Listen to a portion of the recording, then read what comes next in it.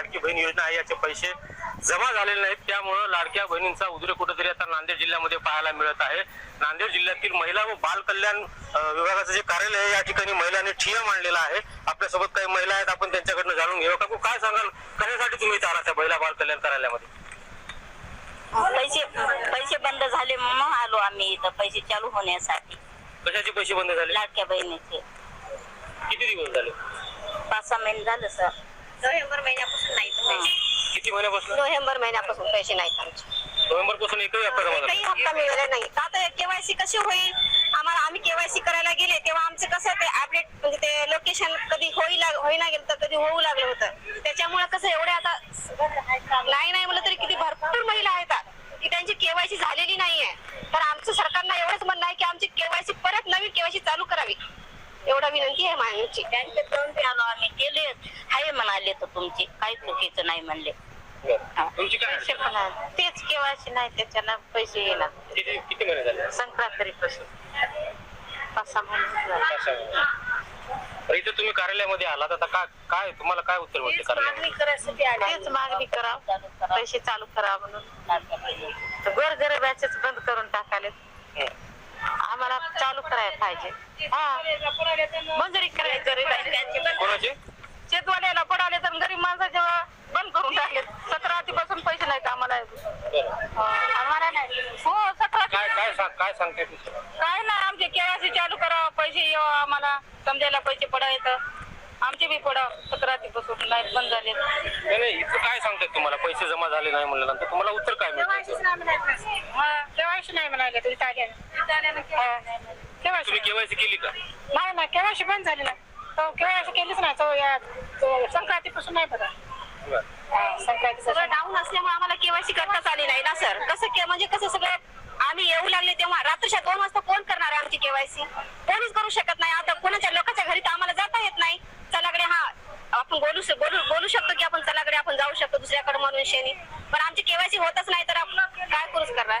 काय मागणी काय आता सरकारकडे? आता सरकारकडे मागणी आमची एकच आहे की सगळ्यांची जेवढी आता बाकीचे जेवढी आहेत महिला त्यांना आता परत नवीन केवायसी चालू करावी आणि पैसे आमचे सर्व जेवढ्या लाडक्या बहिणी आहेत तेवढ्यांना आमची एवढीच मागणी आहे की आमचे सर्वांचे पैसे चालू करावे। नाही तर सरकारला एवढंच मान्य आहे की सगळ्यांचे पैसे बंद करा, लाडक्या बहिणीचे बंद करा पैसे। का तर एका लाडक्या अर्ध्या लाडक्या बहिणी आहेत, पण अर्ध्या लाडक्या बहिणी बंद पडल्या ना। नोव्हेंबर महिन्यापासून पैसे नाहीत आतापर्यंत। अर्ध्या कोण आहेत? 7 महिन्यापासून पैसे नाही। आता म्हणजे ज्या बायाला गरज आहे ना ती बाया काय म्हणतात, आम्ही येत नाही, आम्हाला पैसे येतात, तुम्ही जा। पण आमची गरज आहे, आम्ही आले इथं, पण केवायसी कधी चालू करायची काय नाही ते आम्हाला सांगून ठेवा, वरून केवायसी टाकावते येईल पटकीने। ज्या बायाची पैसे अडकले त्या बायाचे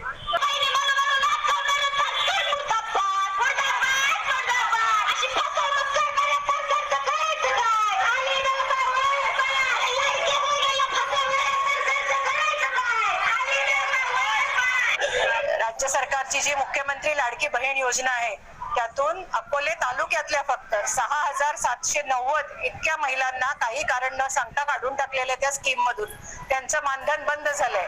ते का बंद झालं ते सगळं विचारायला या महिला अखिल भारतीय जनवादी महिला संघटनेच्या नेतृत्वात इथे आलेल्या आहेत।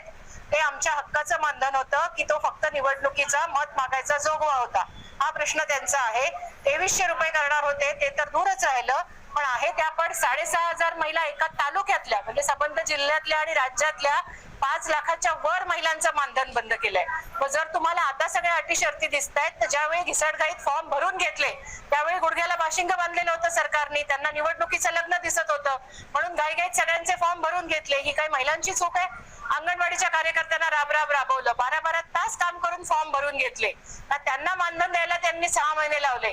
आता जेमतेम त्यांना मानधन मिळवलं तर सगळ्या गरजू महिलांना बाहेर काढलंय। वाटतील ती कारणं देत आहेत, कोणाच्या घरात 4 चाकी, कोणाच्या घरात दुचाकी आहे, कोणाच्या घरात फ्रीज आहे, असली कारणं देत आहेत। ही सगळी आधी नव्हती समजली, म्हणजे भिकाऱ्यासारखं आम्हाला वागवलेलं आहे। आधी 1500 रुपयाची लाच दिली मत द्या म्हणून, मत देऊन सरकार आल्यावर आता त्यांना नकोशा झाल्या आहेत। आता बजेट बिघडलंय सरकारचं, तेव्हा बजेटचा विचार केला नाही, फक्त निवडणुका डोळ्यासमोर ठेवल्या।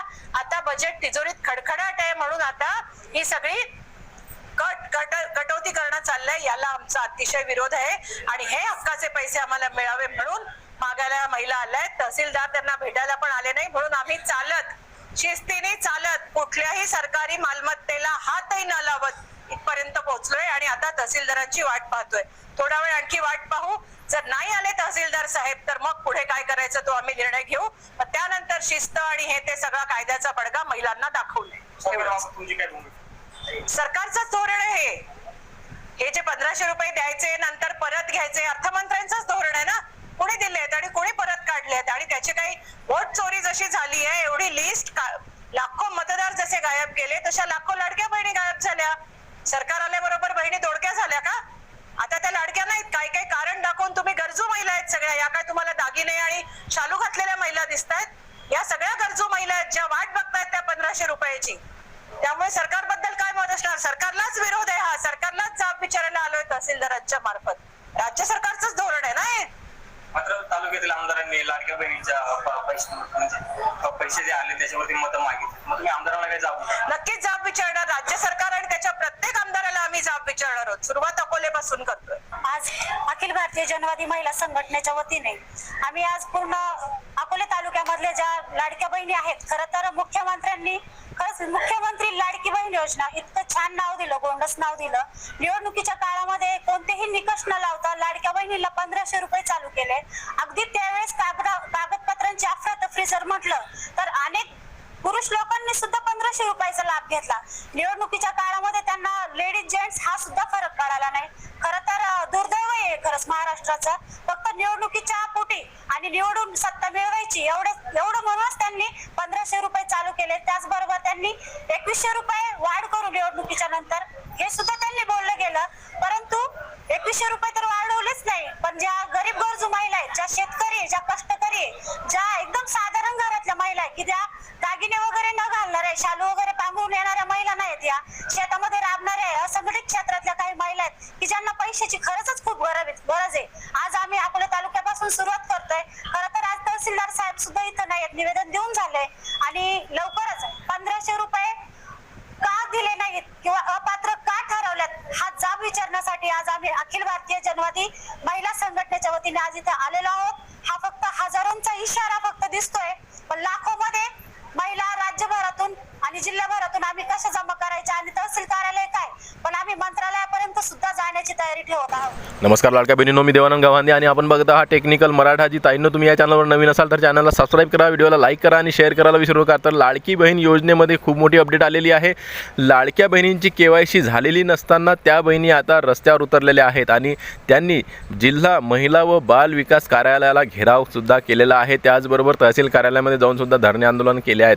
आता तुम्हाला माहीतच असेल की ज्या बहिणींची KYC राहिली आहे त्यांचे अजूनही 7-8 महिन्यांचे हप्ते त्यांना मिळालेले नाही आहेत. 7 महिन्यांपासूनचे पैसे त्यांना मिळालेले नाही आहेत आणि त्यांची KYC सुद्धा होत नाही आहे. KYC करायला गेले असता त्यांचं म्हणणं असं आहे की पोर्टल चालू होत नव्हतं किंवा मग आम्हाला त्या सर्व्हर डाऊन असल्या कारणामुळे आमची KYC होऊ शकली नाही आणि अशामुळे आम्हाला बाद केलेला आहे, आमचे पैसे आम्हाला मिळालेले नाही आहेत. तर सरकारने हे पुन्हा चालू करण्यात यावं.